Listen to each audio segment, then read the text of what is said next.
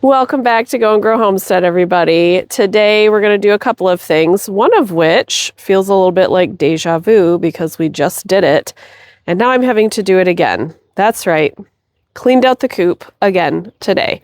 I think we just did this like a couple of weeks ago, and we did the deep clean for spring, but I discovered a couple of nights ago that at least one of our chickens had just a little bit of lice starting to develop on its feathers, around its vent, etc. And then I got to wondering if that's why so many of our chickens have some missing feathers on their back. Technically, that doesn't necessarily have the same thing to do with lice or mites. And I have inspected more than just one of them at this point. So far, it just seems to be that one that I found the bugs on. But that being said, whenever that's the case, you want to start treating immediately. So we certainly don't have an infestation. It's also not shocking. This is our third year keeping chickens, and it's the first time we've had it happen. But they live outside. They sit on the ground all day, constantly. They walk on the ground. They eat off of the ground. And yes, while this is a nice, secure coop, it's not as clean and secure as a house for people would be. So it's going to happen at some point. We're definitely catching it early. Again, not an infestation on any of the birds or the coop, but I took the steps that you're supposed to take to deal with that. So I wanted to share that with you today, what I'm doing, what I've done. But also, we're finally trying out that hemp bedding, and spoiler alert, I'm not that impressed so far. So we will go over that as well. But if you recall when I went over bedding types, and if you've been researching what types of bedding or what type of stuff to have in your coop for that sort of thing, the hemp bedding is supposed to be the new current thing. It's supposed to be more absorbent, help with the odor more than other things like straw or wood shavings might. And it's supposed to keep the dust down a whole lot better than that other stuff. I'm already not seeing it, but we'll give it a chance to perform and see how things go. But I'll take the camera off of me and I'll show you what I've done so far today and the products that I'm using and give you some additional education. Okay, so first we will go over the hemp bedding that I went with. This was the only one that my store had brand-wise, so this is just what I picked up. It's called All Walks Premium Hemp Bedding. Here it gives you some examples of what and who it's for. Here's the features that this hemp bedding always touts, no matter which brand you're going to buy. So I mentioned so far, I'm not super impressed with the dust factor or with one part of the functionality so far. But another thing that I think is important here is the cost. So I already knew people were saying, well, it tends to be more expensive, but it's so worth it, right? Well, and if that's the case, then fine. But so far, I'm not seeing it. This is 5.3 cubic feet, or essentially, I'm going to tell you it's just the size of a straw bale, because it really is. Unlike straw though, or even the compressed wood shavings that you get at the store, I used half a bag already to cover the coop and the shelf in there. And honestly, if I wanted it to be cushy and fluffy the way chickens prefer, I could have used this entire bag in there. I can get straw bales around here for $5 a bale, easy. Sometimes people are selling them for $4 a bale, and then they last incredibly long. A third of a bale would cover the entire floor of the coop and the shelf in there at least, and even, the nesting boxes. So I don't know, like I said, I could have used this whole thing in there today, but for now I'm just kind of testing things out. Okay, and then here's what it looks like inside the floor of the coop. It's fine, certainly looks clean, but a couple of things right off the bat. When you spread out straw, it's gonna really well cover the floor and be something the chickens can scratch around in. They'll kind of mold it how they want it to sit down in it, make a little circular nest in it, even if it's on the floor just for sitting, and certainly inside the nesting boxes, they're gonna do that. This stuff, though, is so, half a bag just made a very thin layer. So it's not very, it's just not fluffy, does not feel cozy, the way that straw is known to for chickens. Also, this isn't pokey by any means, but it's not exactly soft either. So I don't love that. And then let's see, I was gonna say we could do a dust test, but no, we can just see it right there.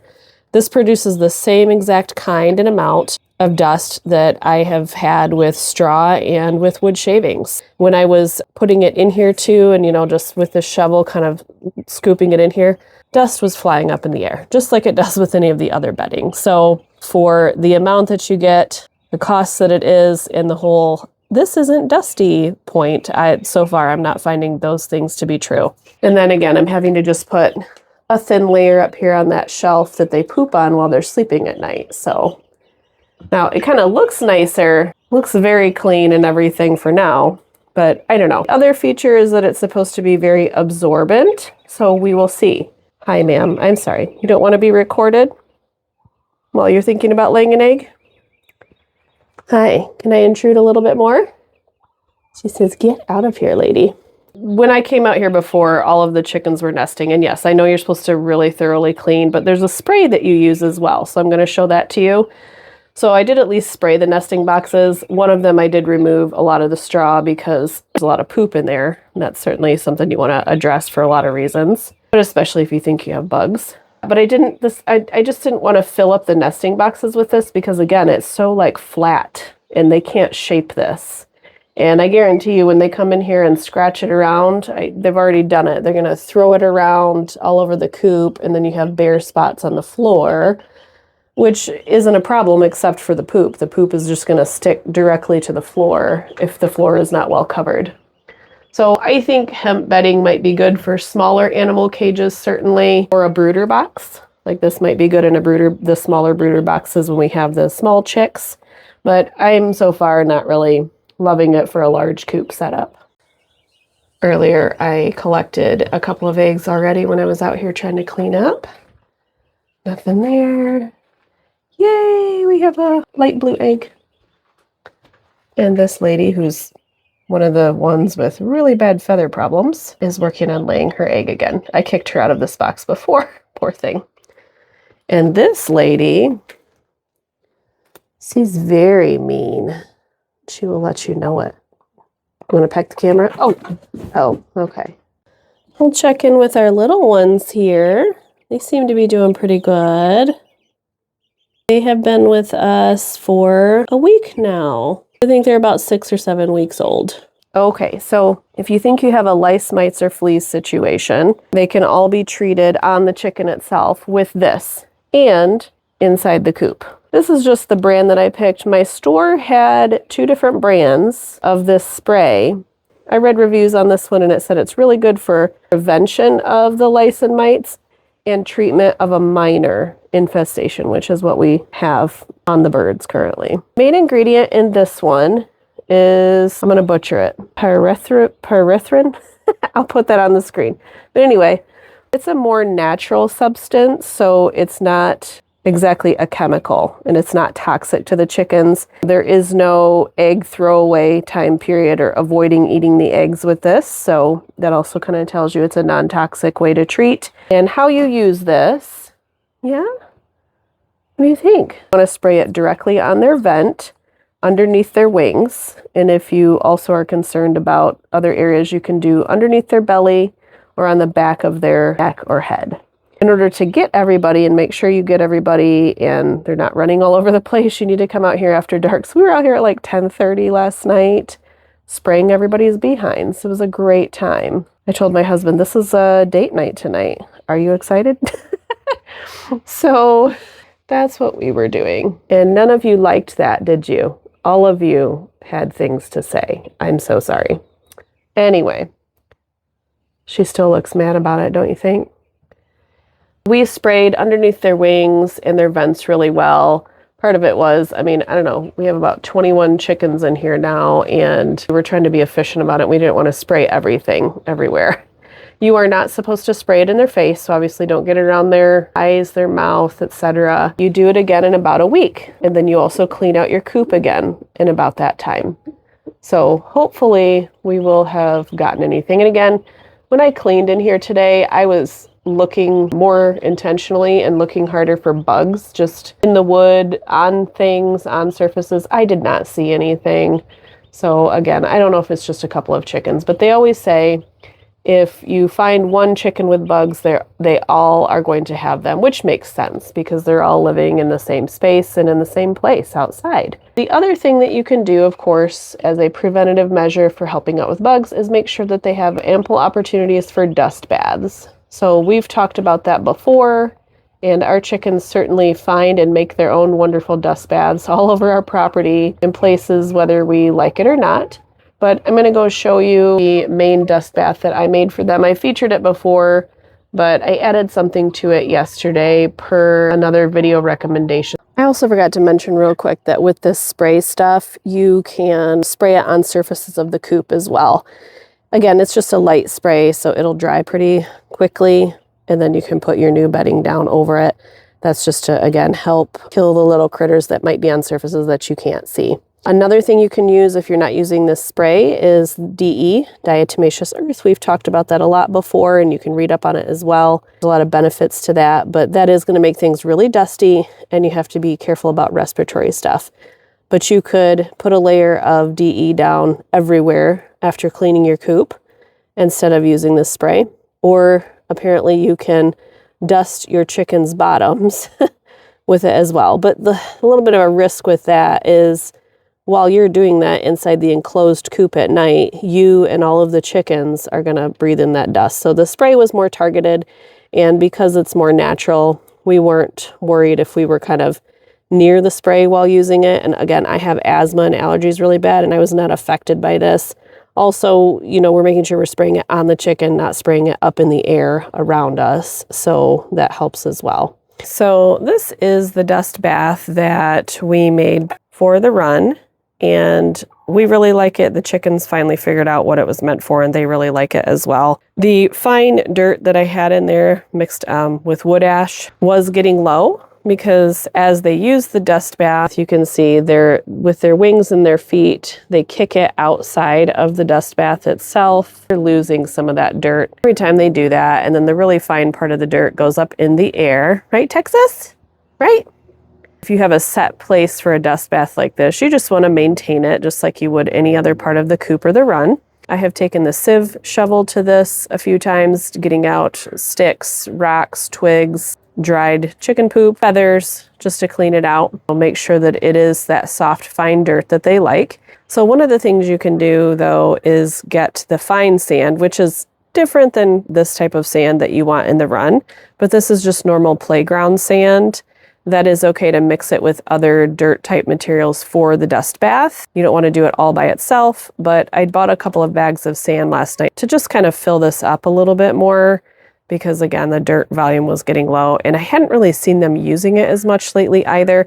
They do like to change it up, which makes sense. And then currently, there's really only one other place on our property that they have found this spring season that they seem to like for dust bathing. And while it's an okay spot, it's not a great one. The dirt is fine when it's dry, but we've had a lot of rain this spring, of course, so it's not staying dry enough for them to actually use it as a dust bath, and I think that might be part of their problem. All right, we're also going to check in with the meat birds today. Here they are in all of their glory. Something like that. So they are now 7 weeks old, and next week is when we will be butchering them and sending them to freezer camp. So some observations about these guys so far. Where does one begin? I will say we're all aware that large commercial farms, you've heard all this stuff, right? This is why some of us are getting into trying to grow and produce our own food. There's the chemicals that they might be treated with, the vaccines or other medicines that they might have to give them in order to just be able to live in a large flock. So we have concerns about what kind of medicines, and of course the conditions that they're in, right? Are they treated well? And are they actually healthy? What are they being fed prior to butchering? All of that stuff, right? We have concerns about that. Anytime I've seen videos on meat birds before, obviously all of that stuff comes up, and all of these things are featured. And one thing you see is just the condition of the bird in those videos. You see them walking like this. You see the poop all over their feathers. You see how they can barely walk and stand up. And oh, the poor meat birds. Look at their sad little lives, and what is the farmer doing to them? Go ahead, plop down, because you can't hold your own weight. No, you're not going to do it? You don't need a break? From your chubby little legs? Anyway, I'm here to tell you folks, that unfortunately is just how this particular bird was bred to be. They are disgusting by nature. And see, they know I'm in here, so right now they're very upset because their water dishes are empty. Their food is almost empty. They aren't chickens, they're pigs. They are the chicken version of a pig. Here you go, there's a nice plop down. This one over here is going to plop. Do it. Plop. Don't make a liar out of me. Come on. Show everybody. Oh, there you go. Yeah, so they're just gross. I was out here yesterday filling up their stuff, and I noticed another gross feature, and that was that you can hear them pass gas right before they do their business. And then when they do their business, it looks and sounds like diarrhea. Super attractive. These guys are just fabulous. So here's the thing. I've always respected commercial farmers or medium-sized farms that produce for the rest of us, because let's be honest, we wouldn't be alive if they didn't do that.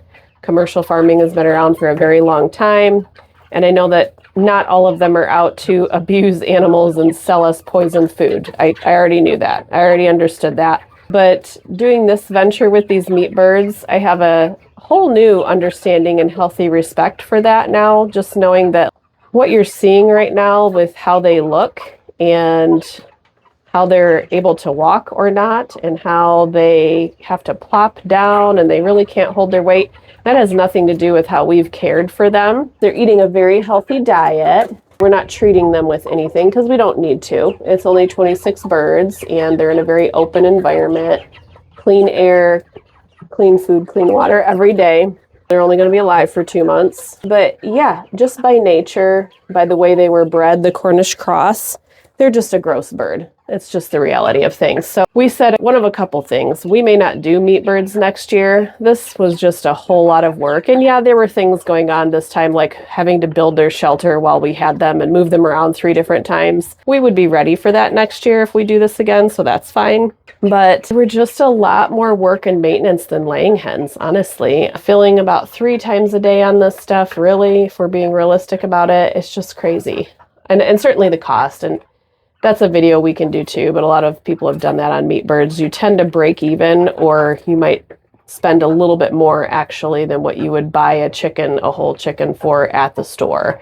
So they're kind of a break even animal in that way, or you might even lose on that in terms of cost savings. You're not really going to save money on these birds, but it's supposed to be about the quality of meat. So we're going to test that eventually, right? We will be eating these guys and we'll give you an update on the quality of meat at some point. So if you see other videos with the sad violin music playing and they're talking about how they live in horrid conditions and they're abused, just, have some discernment with that and just know that that may not be the case, as pointed out right here. Yeah.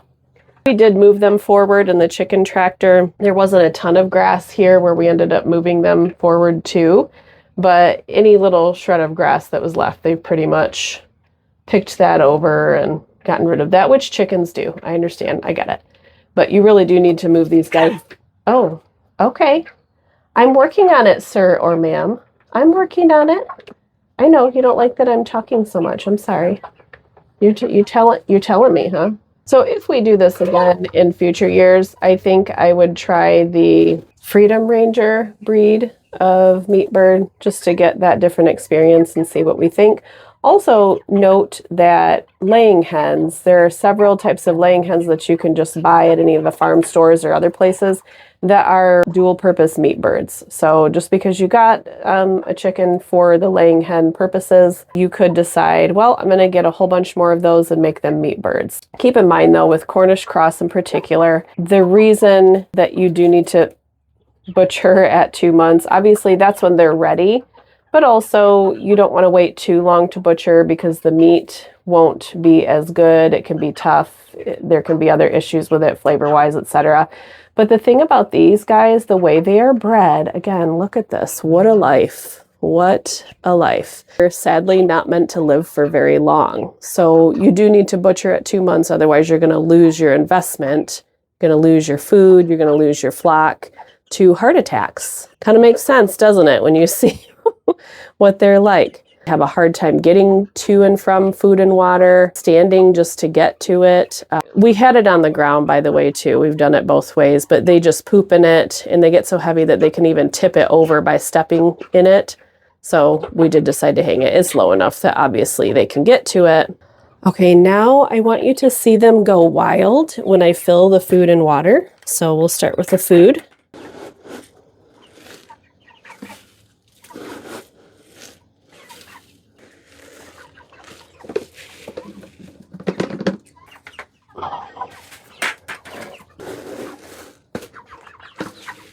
Ugh, nothing like pooping in your food dish. That's always great.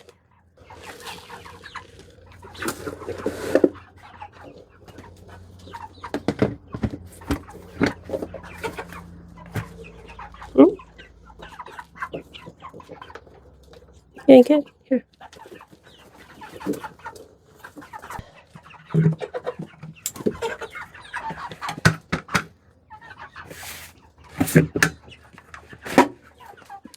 Another tip I'll give too is we have a water like this with the little nipples on the bottom that are good for the laying hens. That's one option for a larger water container that you can have outside. Oh, everybody's very thirsty. Yeah, it's warm today, huh? We discovered that does not work very well for these guys. Even if you're hanging it low, they can't really turn their head or go up to reach it the way that a laying hen would. So they just weren't drinking out of it. So we've gone back to doing this. All right, babies.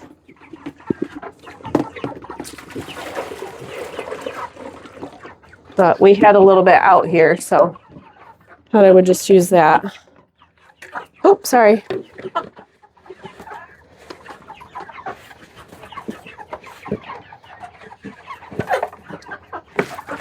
you go. Here you go. I'm going to take this one to the hose and actually fill it all the way up.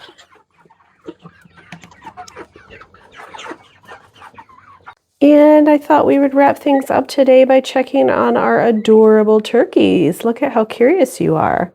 They're absolutely at the point that when we open the lid here, they either get out or try to get out pretty quickly. When the meat birds are gone next week, we'll clean that up for them, move it, of course, onto fresh ground. And then these two will go out there. Let me see if I can get my camera in there, though, so that you can get a good look at them without them trying to fly away. Also, they are about 5 weeks old right now. Hi. How's it going? Yeah. I love your little noises. Look how big you guys are getting. You're getting tall and cute.